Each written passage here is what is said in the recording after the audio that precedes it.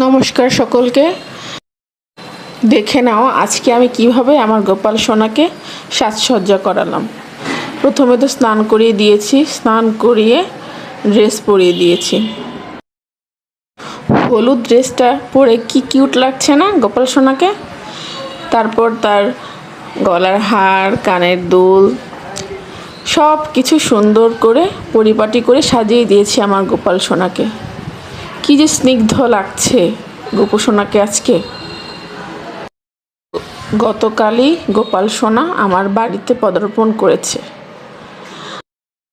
অনেক দিনের ইচ্ছা ছিল গোপু সোনাকে আমার বাড়িতে নিয়ে আসব। সেই ইচ্ছেটা আমার পূরণ করে দিল গোপাল সোনা নিজেই আমার বাড়িতে এসে। সবাই বলবে কিন্তু কেমন লাগছে আজকে আমার গোপু সোনাকে। এই যে তোমাদের সাথে গল্প করতে করতে আমার গোপু সোনাও রেডি। তারপর তাকে বাসি দিয়ে দিলাম। কি সুন্দর, তাই না?